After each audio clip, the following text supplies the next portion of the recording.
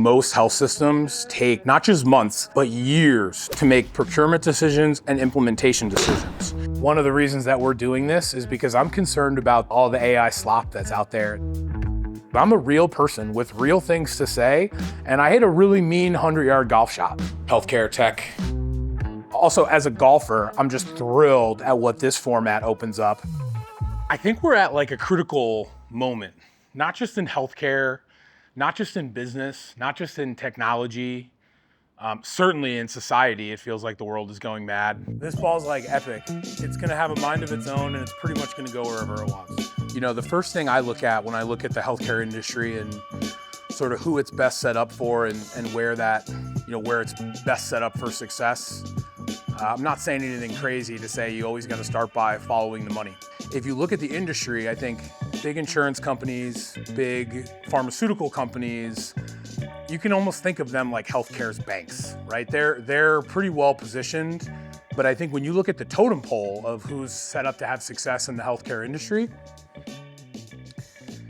I look at health systems sort of near the bottom of that totem pole, and unfortunately I see patients kind of at the very bottom of that totem pole based on how things have really started to evolve.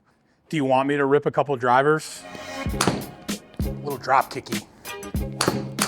Dang, gotta highlight the driver here, playing the Callaway AI Smoke. Can't get away from AI no matter where you are. Healthcare, tech, golf. So we got the AI Smoke here. Professionally, I've been working with executives from the most important tech companies, the most important health systems, the most important payers, the most important pharma and med tech companies. I'm the husband of a provider at a major academic medical center. I'm a heart failure survivor. I've had up and down kind of journeys with my weight and my overall health. All my head covers mean something to me. Gotta rep the Blackhawk one. That's where I play golf in Madison, so that's on my 3-wood. This is probably the one that gets the most love out there. This Tiger Woods splatter pattern, greatest of all time. So let's talk about health systems first. They're the ones out there on the front lines. They're doing not only most of the acute work, most of the acute healthcare that's done in our country is done at large health systems or regional medical centers that provide acute care. If you look at the way the business and the technology sets up for these organizations, it doesn't really fit too nicely with the current climate of the world and politics and the state of the industry. And by that, I mean, their margins are getting squeezed. So these are not, I think most people look at healthcare and they think that providers are making money hand over fist. And I just don't think that that's necessarily the case. Now, there are, of course, some elite health systems at sort of the top of the market that have figured out how to provide exceptional care and really drive profit margin and do it in a profitable way. So there are certainly outliers. But for the most part, health systems are not where the money's going, but they're the places that have to provide the care. So I think that's somewhere where I really key in. That's where the most societal impact can be had. Golf is really where my professional and personal life converges in a lot of ways. And that might sound silly for somebody who works in the business of healthcare and technology, but for me as a founder, as a father, as a husband, it's a game of skill, it's a game of practice, it's a game that you get out what you put into it. But it's really been the driver of a lot of my competitive fire and a lot of, the health challenges that I've faced. I've used golf fitness as sort of the competitive drive to sort of get me where I want to go next from a goal setting perspective. Hold it. Keep coming to the right for him. Oh, it is. It's doing it, Alex. Oh, oh, that's sad that the screen didn't hold that one. That one was, I don't know if you saw that one, but that one was tight. So when I think about things that are, maybe things that need to change really systemically for health systems to kind of get ahead in this next era, there are a couple things that I immediately think about. So number one is the rate of change and technology adoption. Generally speaking, most health systems take not just months, but years to make procurement decisions and implementation decisions. And so we've sort of seen the fracture of the enterprise stack that has evolved over the last decade or two because of that. And so what a lot of health systems are kind of caught somewhere in the middle of what you would call digital transformation initiatives from the last decade, having been hyper accelerated by the pandemic and now being hyper accelerated again by demands for artificial intelligence and machine learning. So I think number one, the thing that the leading health systems are doing is speeding up their rate of evaluation and adoption and implementation. Because if it takes you 2 years to implement something right now, in 2 years, you're gonna be way behind the times with how fast mainstream technology is advancing, and efficiencies could be had. That leads me into the second thing. I think the administrative bloat is a problem that's gonna have to be addressed in health systems. If you look, there's a chart that makes the rounds. You'll see it in a lot of industry blogs, publications, that tracks the rise of healthcare administration as either a total expenditure or as a portion of spend. And if you look at it, it's literally like, it's not quite a hockey stick graph, but it's an overwhelming area for costs today. And so when you look at the efficiencies that could be had, this is not like other industries where you can just say, hey, we're gonna lay off a ton of people, or we're gonna rapidly autonomize this workforce, because there are real life and death implications.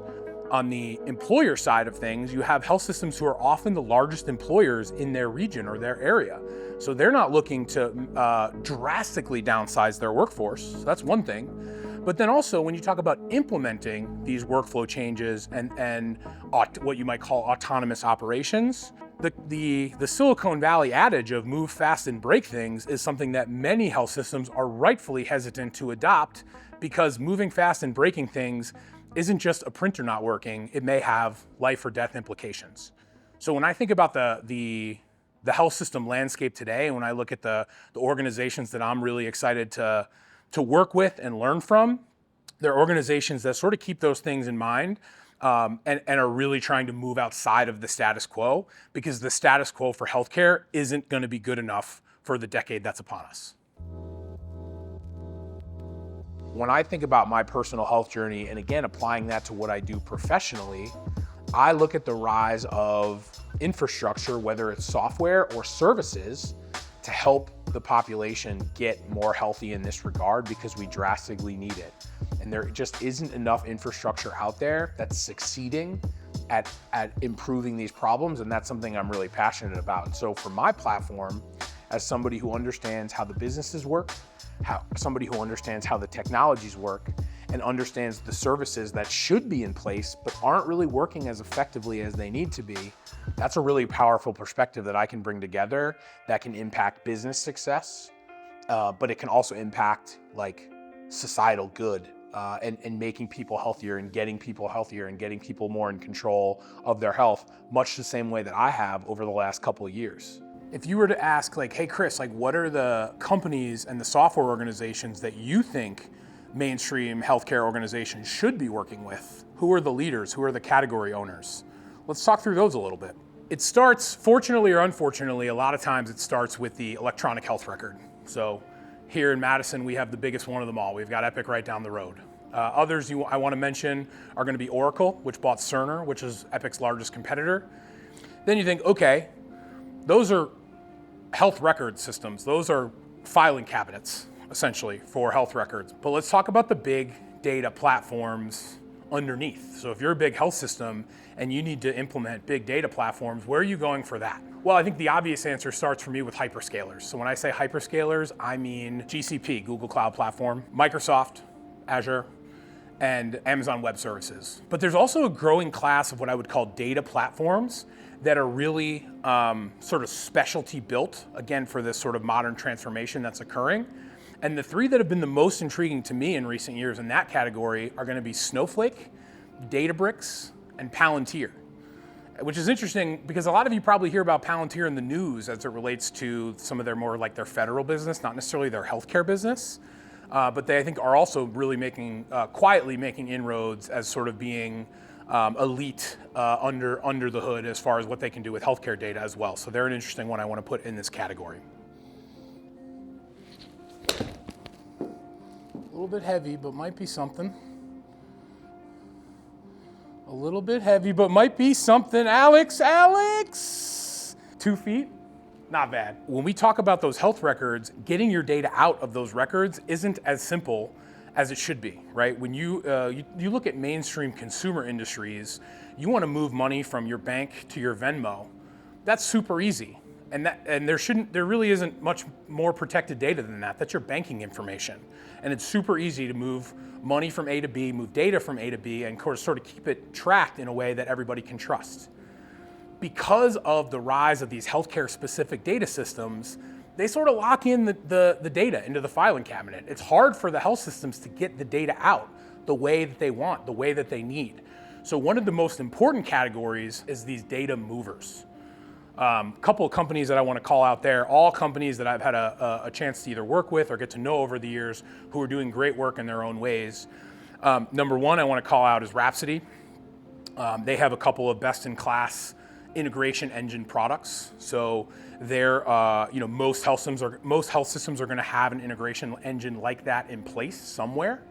And Rhapsody is sort of the market leader. Another company I want to shout out is a company where I spent a little time working after I left Epic, is a company called Redox. So Redox was a sort of an early champion of taking a lot of that legacy interface, traditional interface, and converting it to more of an API-based exchange, making it a really simple way to get the data sort of parsed and normalized into a way that downstream systems can use it. Another organization, if we take a zoom out from, they do work with big health systems, but I think they work across the continuum of provider types. So think big health systems, think provider groups, think specialty organizations, think post-acute, senior living, all the above, is a company called No2. They have done a really great job building a technology stack around what I would have called previously archaic workflows. So think things like referrals and fax and orchestration within health systems that may have a bunch of different EHRs they work with that don't really talk nicely to each other. No2 does a great job there. And then the last group I want to call out in this sort of cluster is a smaller company you may not have heard of called MedCurio. Their product Venue is super cool because, like we talked about, particularly with health systems that use Epic as their primary EHR, they're sort of locked into Epic's, call it proprietary database. And so if that health system says, hey, I just want to spin up a simple API for this data point and send it downstream to another software partner we're working with, the answer they get is sort of like, sorry boss, we don't do things that way, right? We don't have that API, we don't have that ability for you to just spin up those APIs. And so what MedCurio's Venue does is really interesting because it puts that power in the hands of the health system, and it's essentially like a utility that lets them get whatever they want out of their own database so that the database can stay the database, but the data they need out of it to power real-time workflows is something that they can now bring into their control. Oh, that was nice. Keep flying, ball. Oh, Alex. Oh, Alex. I mean, that's pretty solid. We like capturing that one on film.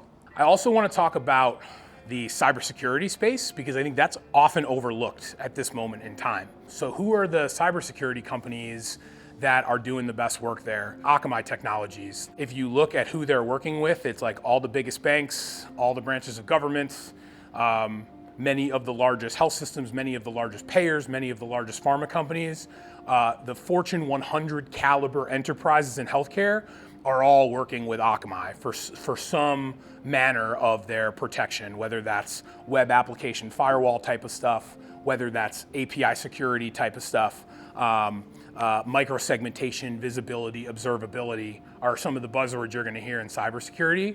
But Akamai is, I've been working with them for many years, and one of the things I always say is they're everybody's first call the second time around. When stuff hits the fan, and the biggest enterprises in our country and in our world need someone to come to their defense, Akamai is always the first call. And so again, you can see how all these things wrap up into one for me, but focusing on golf fitness has been sort of an elite driver of my ability to make progress in these other areas that touch parts of the healthcare industry where people are struggling and the services aren't there, and people have to almost become experts in how to navigate the system and get the help they need to be able to have success. You know, it's not enough to just be able to pull yourself up by your bootstraps on your own. There needs to be support in place and basic services in place for people to do the things they need to do with fitness and nutrition and programming and medication, if that makes sense. I think that this is a great forum to start to bring those conversations in as it relates to the overall business of healthcare and technology entering or existing in healthcare. That's something I'm really passionate about, and this is a great vehicle to tell those stories as well.